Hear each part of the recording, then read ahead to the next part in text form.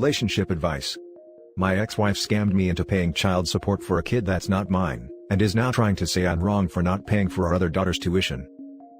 4 years ago, I found out my ex-wife was cheating on me with her ex-boyfriend for our entire marriage. She told me when our son was 6 months that I wasn't the father and her boyfriend was, and that she wanted to leave me.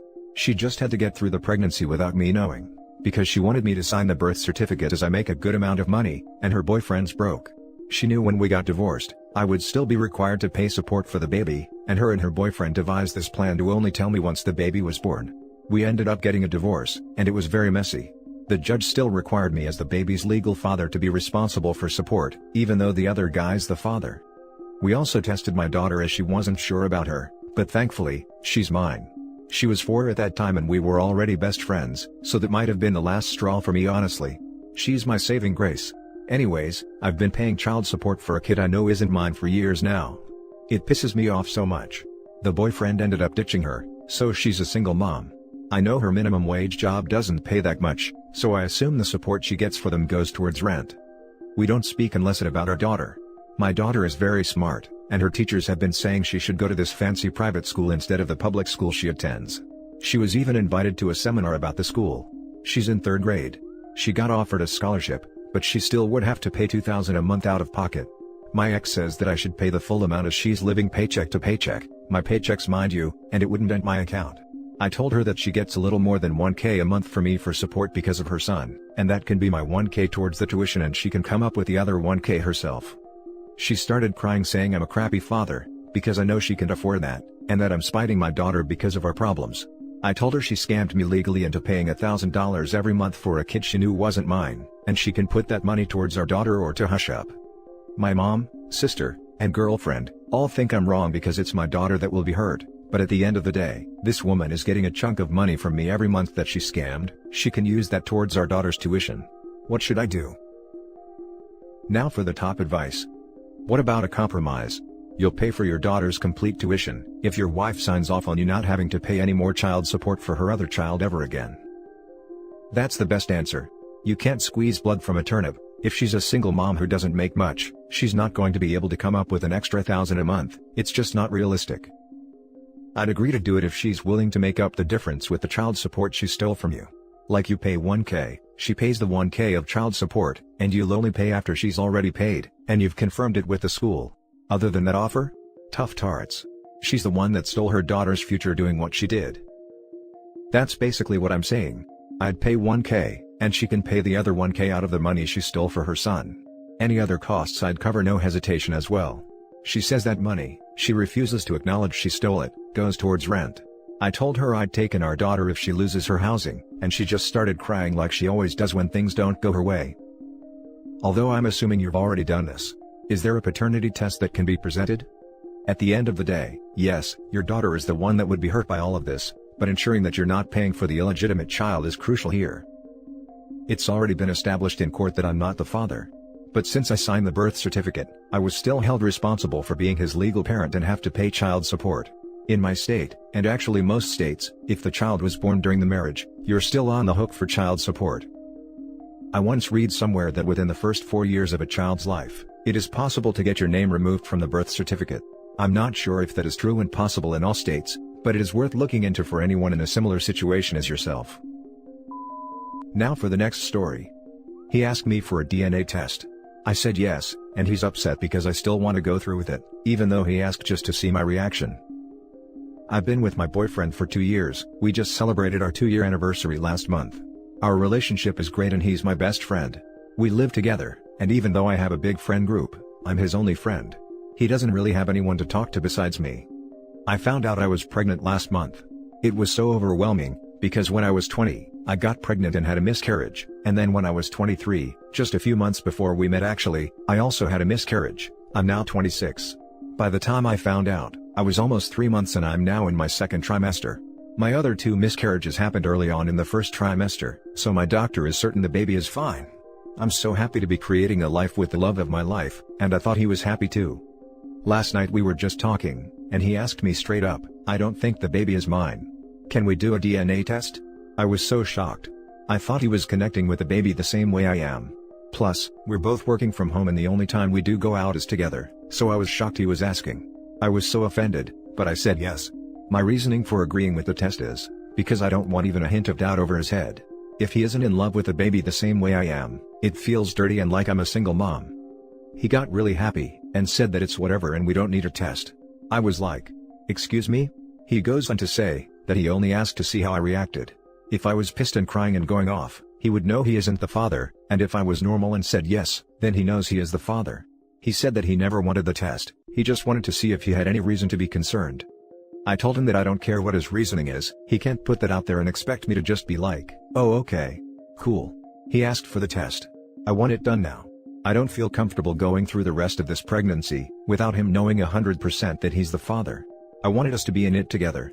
Even if he asks just to see my reaction, does he think I'm just going to forget we had that convo? The bell has been rung, I want the test done, so it isn't an issue.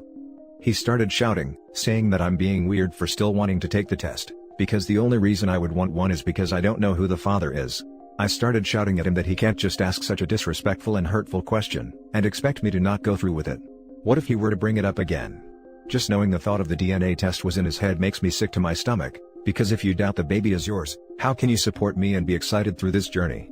It feels like I'm in it alone now. He said that now I'm being suspicious. I'm so confused on how this has turned on me being the bad guy, because I still want to do the test when he brought it up initially. What happens now? I don't know what to do. Now for the top advice. Just don't be surprised when he's jealous of how much time you spend with the baby.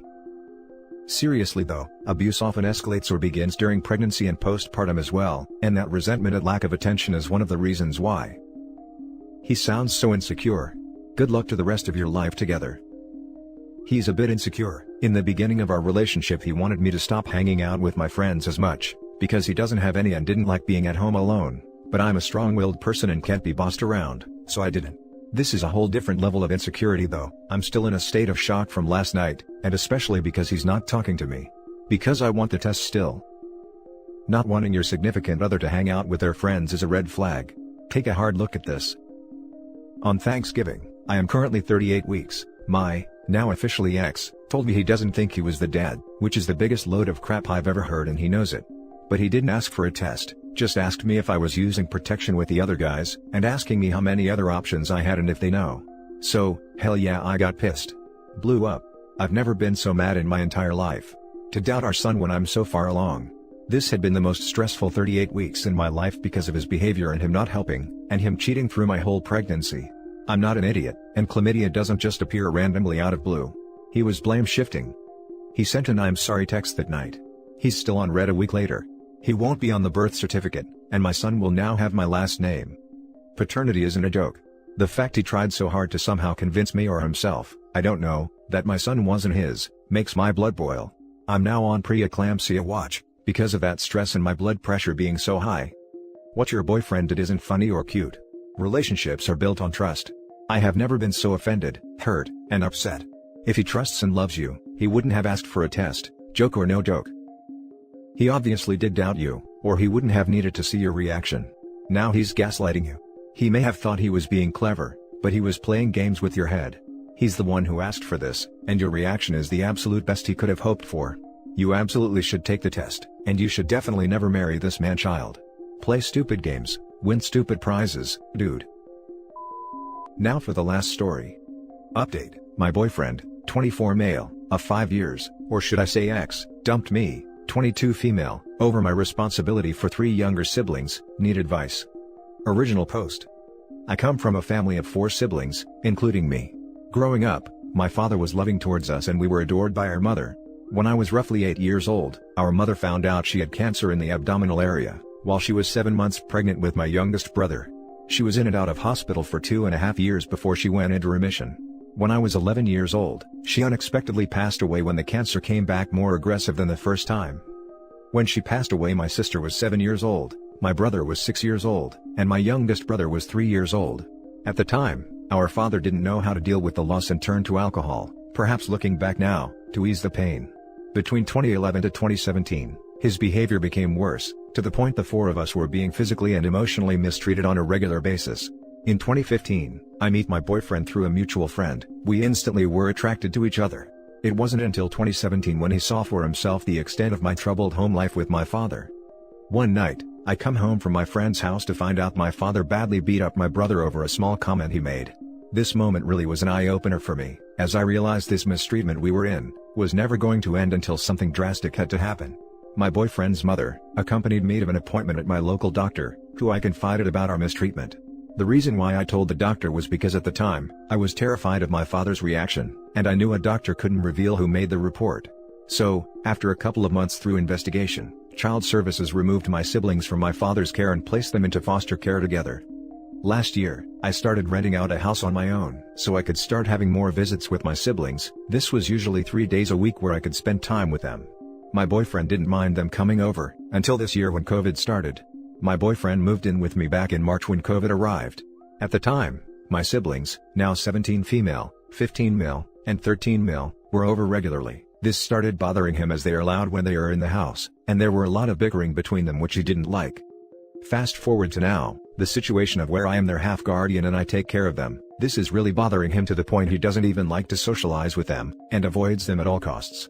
There has been a lot of arguments between us where he said, if we buy our own house together, they aren't allowed over every week, and if I see them every 2 weeks, it can't be at our home. This greatly has taken a toll on my mental health. Nearly on a daily basis he starts fights even when they aren't over. I tried having them over when it suits him, and I cut the visits down to 2 days a week. This solution isn't making him happy in the slightest.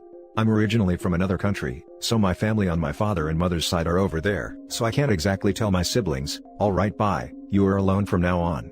It breaks my heart to constantly hear negative things come out of his mouth regarding my siblings and I.